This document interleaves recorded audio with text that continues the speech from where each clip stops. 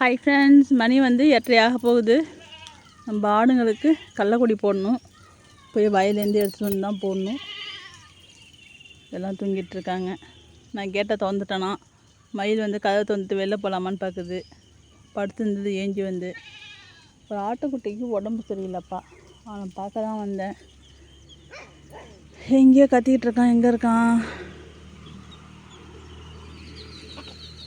போய் தண்ணி குடிக்கிறானா? தண்ணி குடிக்கிறான் பாருங்க. 2 நாளாச்சு மேஞ்சி. என்ன ஆச்சுன்னே தெரியல, எதுக்கு கத்துறான்னு தெரியல. நானும் மாத்திரைலாம் போட்டு விட்டேன்,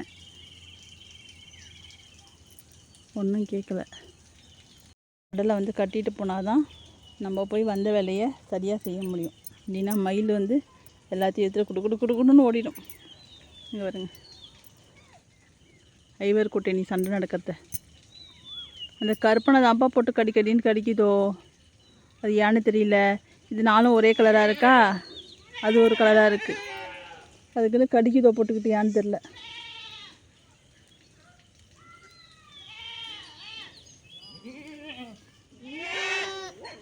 ஏண்டி போய் கள்ளக்குடி எடுத்துகிட்டு விட்டோம், அம்மா பிரித்து போட்டு விட்றேன். ஏம்மா உன் பிள்ளை எங்க கூப்பிட்டீங்களாங்க?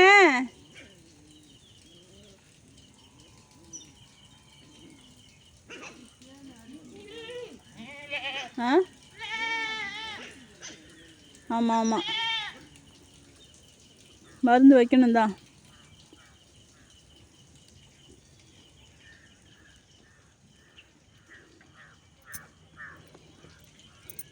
சரி, நீங்கள் போய் எடுத்துகிட்டு வாங்க. வெய்ய வரத்துக்கு முன்னாடி போட்டு விட்றேன். நீங்கள் போய் கள்ளக்குடி எடுத்துகிட்டு வாங்க, வெய்ய வரத்துக்கு முன்னாடி போட்டு விட்றேன்.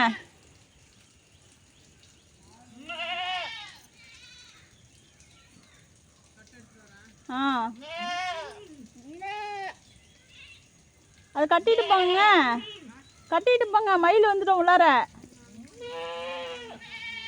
ஆட்டோ ஓட்டிட்டு போகிறீங்களா? சரி, அப்போ தான் போட முடியும் ஒழுங்காக. போங்க, ஓட்டிகிட்டு போங்க. கிளம்புங்கடா எல்லாம்.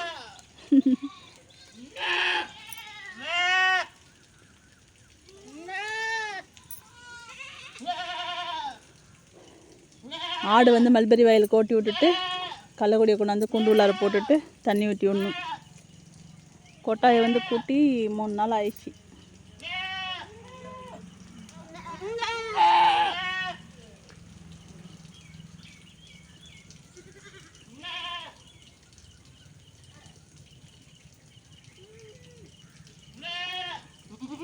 அவரும் போகிறார். அவனுக்கு வந்து பேன் மருந்து வச்சு விடணும், எல்லாத்துக்குமே வச்சு விடணும். பேன் வந்து வந்துடுச்சு. அவனுக்கு மடியில் பால் இருக்குது. ஏன் பால் குடிக்கலன்னு தெரியல. அது பிள்ளை எங்கே இருக்குது? அது பிள்ளைக்கு தான் உடம்பு சரியில்லை போல இருக்குது.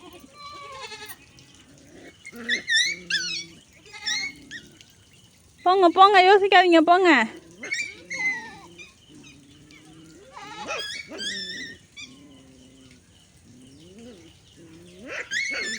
இல்லை, ஏன்டா அவனை போட்டு டார்ச்சர் பண்ணுறீங்க? இங்கே போடுறா, என்ன நினச்சிட்றீங்க எல்லாரும்? நிற்க நெகால சண்டை மட்டும் ஓயாமல் வருது. என் கண்ணழகா பாரு, கண்ணழகா கிளம்பியாச்சு. போயிட்டு ஒரு 10 நிமிஷத்தில் வந்துடுங்க. ஏன்னா கள்ளக்குடி கொண்டாந்து போட்டுருவாங்க அப்படின்ட்டு அதே நகையில் வீட்டுக்கு வந்துடுங்க. உடம்பு சரியில்லாத குட்டியும் போகிறான்.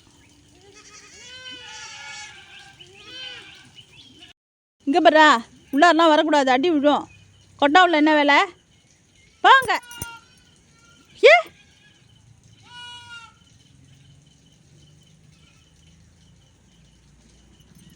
கள்ளக்குடியும் வண்டியில் வச்சு தள்ளிட்டு வந்தாச்சு. நம்ம வந்து அவுத்து பிரித்து போட்டு விட்டுடலாம். ஆடுலாம் வரத்து கட்டியும் போட்டால் தான் போடலாம். மணிமேகலை வந்து ஒரு வாரத்துக்கு வரமாட்டாங்க. நம்ம தான் வந்து எல்லா வேலையும் சேர்த்து ஒன்றா செஞ்சாகணும். ஏன் அப்படின்னு பார்த்தீங்கன்னா, அவங்க அக்கா பொண்ணுக்கு கல்யாணம், அதனால் வந்து ஊருக்கு போயிருக்காங்க. ஒரு வாரம் முடிஞ்சு தான் வருவேன்னு சொல்லிட்டு போயிருக்காங்க. அது வரைக்கும் எல்லா வேலையும் நம்ம தான் செஞ்சாகணும். வெயில் பயங்கரமான வெயிலுப்பா. இதில் புகையாக போகுது பார்த்தீங்களா, அதுதான் வந்து எனக்கு ஒத்துக்க மாட்டேங்குது, தலைவலி வந்துடுது. அதனால தான் நம்ம வந்து ஷாலால் வந்து மூஞ்செல்லாம் கட்டிக்கிட்டு நம்ம வந்து பிரித்து போட்டுட்ருக்கோம்.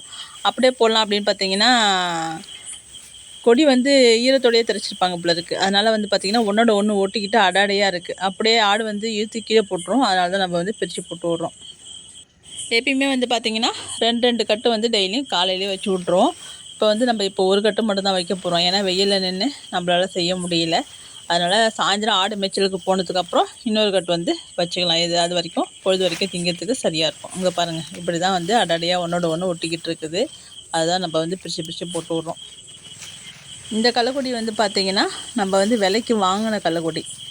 அதில் வந்து தேக்க மரம்லாம் அந்த வயலில் இருந்தால் என்னன்னு தெரியல, தேக்கந்தழை தான் நிறையா இருந்துச்சு. அந்த கொடியில் வந்து பார்த்திங்கன்னா தேக்கந்தழை தான் வந்து நொறுங்கி போய் ஏகப்பட்ட தழை இருந்துச்சு. இப்போல்லாம் வந்து 2-3 நாளாக வந்து நம்ம காலை மேய்ச்சலுக்குலாம் ஓட்டிகிட்டு போகிறது இல்லைப்பா. ஏன் அப்படின்னு பார்த்திங்கன்னா எங்கேயும் மேய்ச்சலும் கிடையாது. 2வது இவங்களுக்கு வந்து வெய்ய ஒத்துக்க மாட்டேங்குது. அதனால் நம்ம சாயந்தரம் ஒரு வேளை மட்டும் தான் மேய்ச்சலுக்கு ஓட்டிகிட்டு போகிறோம். அது வரைக்கும் இந்த களைக்கொடியை தின்னுட்டு நம்ம வந்து அடத்தீவனம் ஊற வச்சுருக்கோம். அதை அள்ளி வச்சு திங்க வச்சுட்டு தான் நம்ம சாயந்தரம் மேய்ச்சலுக்கு ஓட்டிகிட்டு போகிறோம். ஒரு வேளை மேய்ச்சலுக்கு ஓட்டிகிட்டு போனாலும் நம்ம வயிறு ஃபுல்லாக வந்து இருக்கிற இடத்துலையே வந்து தீனியை வந்து கொடுத்துட்றோம்.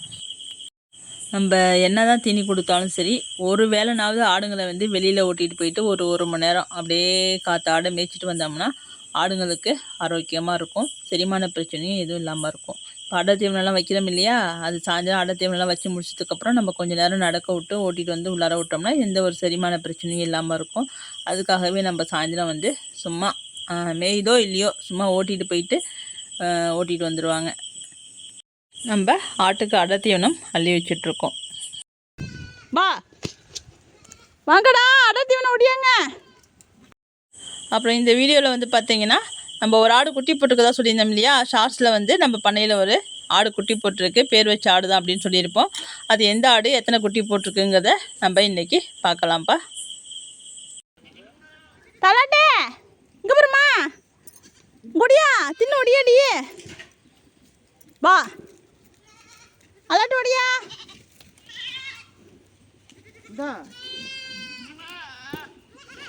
அழகு வேணுமா?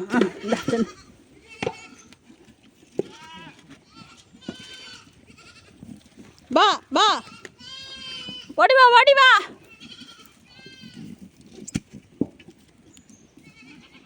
பார்த்தாலாட்டே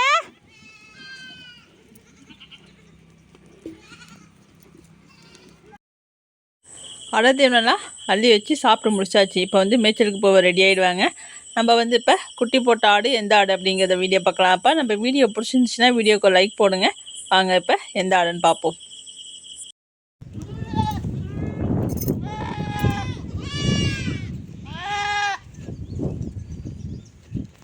வருங்க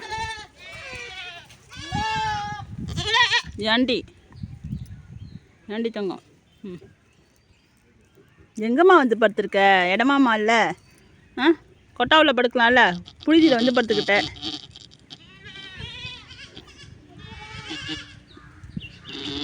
அம்மா சாப்பிட்டு வேற சொல்லடி. சரிடி இதோ வந்துச்சுடி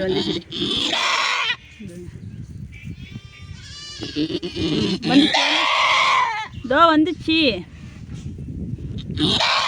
அவ்வளோதான் இதோ வந்துச்சு. இன்னும் கொஞ்சோண்டு முக்காமல் எடுத்துடுறேன். ஏந்திரிக்க கூடாது. ஏண்டி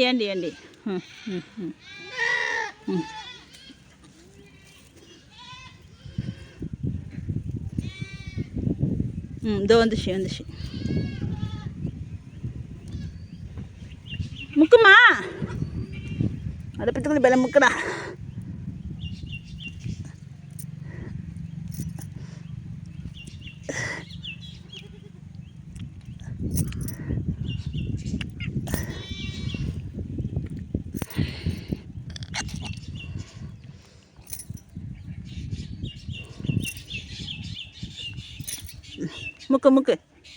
முக்கு தங்கம், ஏந்திரி தங்கம்.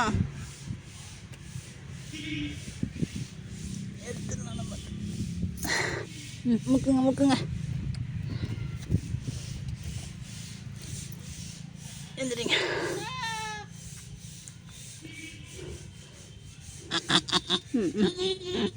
இதோ வந்துட்டான். இதோ வந்துட்டான். அவ்வளோதான். பொறுமையா. முக்கு நான் எடுக்க முடியாது, நீ முக்குடியே.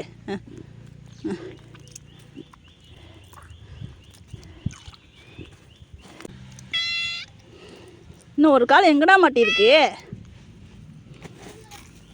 3 கால் வந்துச்சு, இன்னொரு கால் எங்கே இருக்குன்னே தெரில.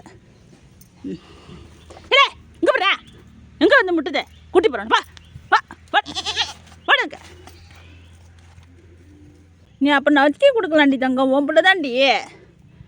அம்மா பிடிச்சி வச்சுனா கால் கோணையே போயிடும். எங்கேயோ வசமாக மாட்டிக்கிச்சுடா. கையை ஏன்டா கடிக்கிறேன்? பசிக்குதா? நீ அட்டி வாங்க போகிற, ஏந்திரிச்சாதான். கையை கிட்டக்க கொண்டு போனாலே உடனே கடிக்க ஆரம்பிச்சிடறான். ஆஃப் பண்ணிவிட்டு நம்ம பிடிச்சி இழுத்துட்டு அப்புறம் பார்ப்போம். ஒரு வழியாக நம்ம குட்டியை வந்து வெளில எடுத்தாச்சு. அதாவது உறுப்பு கொடியோடு ஒட்டிக்கிட்டு இருக்கு. அதனால தான் நம்ம தூக்கி சாக்கில் போடாமல் வச்சுருக்கோம். அது ஆடு எழுந்திரிச்சதுக்கப்புறம் தானாக வந்து பிச்சுக்கும். நான் வந்து எப்பயுமே பிக்க மாட்டேன், அது பிக்கிறதுக்கு கஷ்டமாக இருக்கும். ஒருத்தவங்க கமாண்டில் கேட்டிருந்தாங்க, ஒரு சகோதரி, குழம்பு வந்து கிள்ள மாட்டிங்களா அப்படின்னு கேட்டிருந்தாங்க. நம்ம எப்பயுமே வந்து குழம்பு கிள்றது கிடையாது.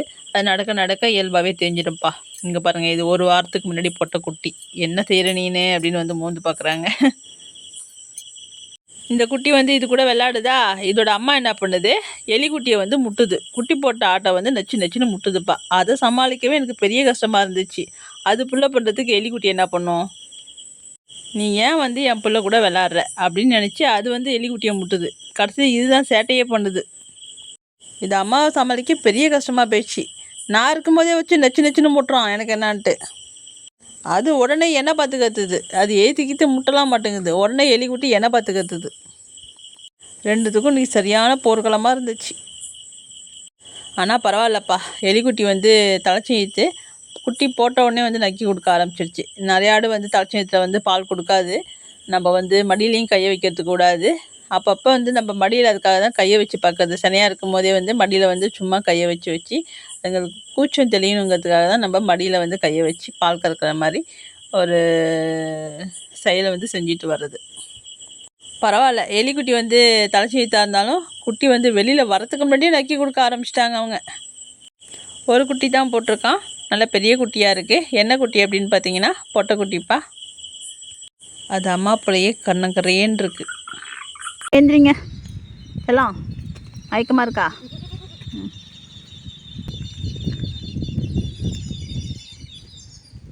எந்திரிங்க, பால் குடிக்க வருது பருப்பில். ஏந்திரி. அந்த உறுப்பு குடியை மட்டும் எனக்கு பிச்சு எடுக்கிறதுக்கு கஷ்டமாக இருக்கும்ப்பா. தானாக பிச்சுக்கிட்டா தான். மண்ணில் கிடக்கு, இங்கே சாக்கு போட்டு வச்சுருக்கேன். எழுந்திரிச்சா தானே போடலாம். எலிக்குட்டியே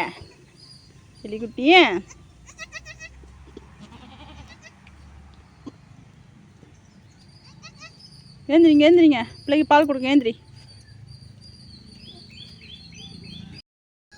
ஏஞ்சிட்டாங்க. நம்ம வந்து பாலை கொடுப்போம். லவோண்டு குட்டியாக கிடந்தான். அதுக்காக தான் எலிக்குட்டின்னு பேர் வச்சுது. காலையில் பயந்தே போயிட்டேன். மடி கூட விடல, படுத்து கிடந்துச்சா. ஆடுக்கிட்ட முட்டிட்டானோ என்னவோ தெரியல அப்படின்னு நினச்சேன். தலைச்சீத்து பெரும்பாலும் இப்படி தான் இருக்கும். அப்புறம் போக பால் வந்து சுரக்கும். தலைச்சீத்து மட்டும் மடி விட்டு குட்டி போடாது. மடியே தெரியாது, உடனே வந்து குட்டி போட்டுருங்க. நம்ம போட்டிருந்த ஷார்ட்ஸில் வந்து எலிக்குட்டி தான் குட்டி போட்டிருக்கா அப்படின்னு 2 பேர் கேட்டிருந்தாங்க.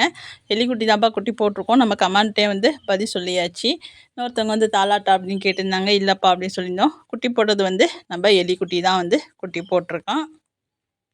அவ்வளோதான்ப்பா, நம்ம குட்டிக்கெல்லாம் பால் கொடுத்து முடிச்சாச்சு. வீடியோ பிடிச்சிச்சின்னா வீடியோக்கு ஒரு லைக் போடுங்க, ஷேர் பண்ணுங்கள், கமெண்ட் பண்ணுங்கள், சப்ஸ்கிரைப் பண்ணுங்கள். நம்ம இன்னொரு நாள் இன்னொரு வீடியோவில் மறுபடியும் சந்திக்கலாம்.